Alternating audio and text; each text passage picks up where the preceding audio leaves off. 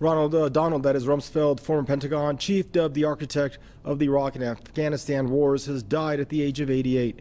Rumsfeld worked in the Republican administrations of Presidents Richard Nixon, Gerald Ford, and George W. Bush. He oversaw the U.S. invasion of Afghanistan following the 9/11 attacks in 2001. 2 years later, the U.S. military invaded Iraq under his command. He came under fire after images surfaced of American troops abusing Iraqi prisoners at Abu Ghraib prison in Baghdad. He resigned as Secretary of Defense in 2006.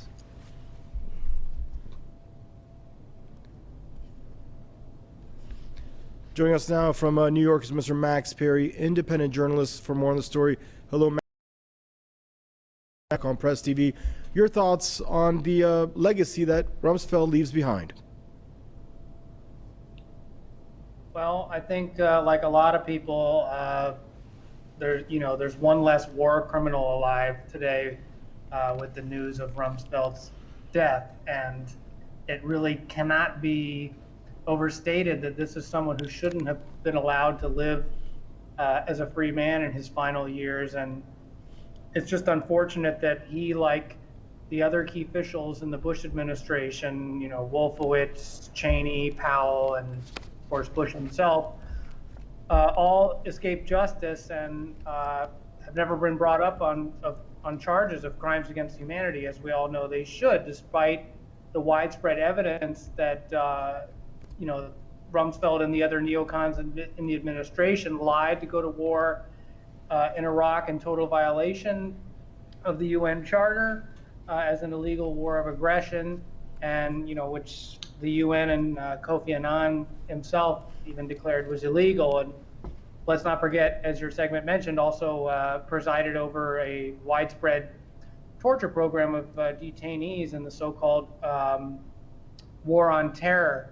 And these things are, all of that should be in the heading of any obituary for this man who really has the blood of as many as 1 million Iraqis on his hands, as far as I'm concerned. And that's not to say that the U.S. invasion of Afghanistan, and 20-year illegal occupation, where they've turned that country into a narco state, isn't a war crime in and of itself as well.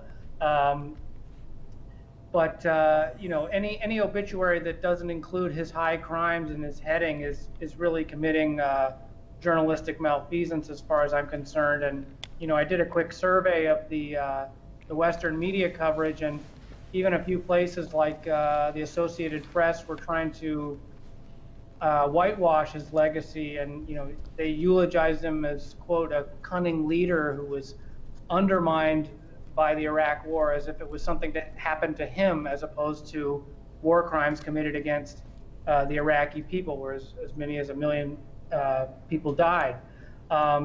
So this is what passes for journalism in the West, and it's the same media that sold the pack of lies that Saddam Hussein had weapons of mass destruction, and the hoax citing of forged intelligence that Baghdad was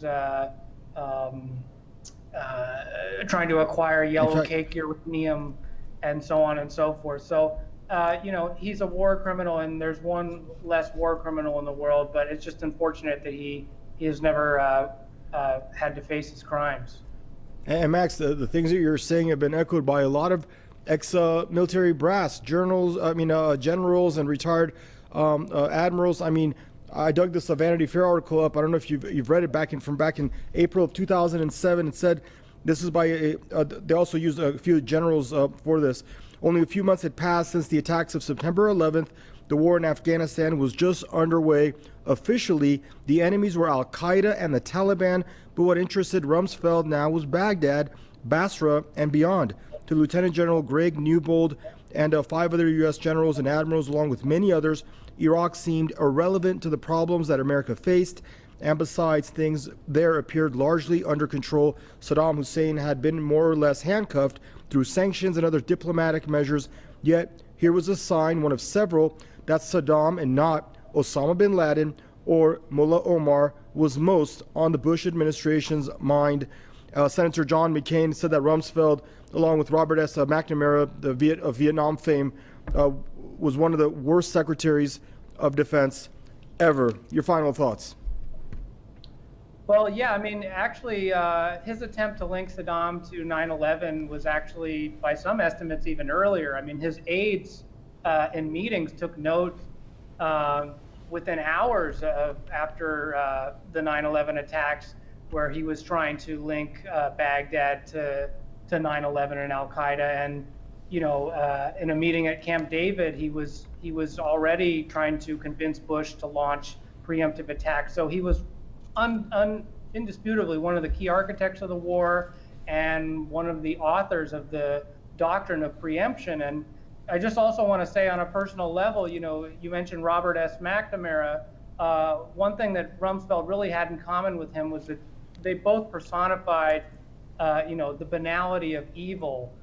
Where this is a man who, when he was questioned about the torture methods of putting detainees in stress positions where they had to stand for many hours, and as a form of torture, indisputably, he shrugged it off and said, "I stand all day at work. What's the big deal?"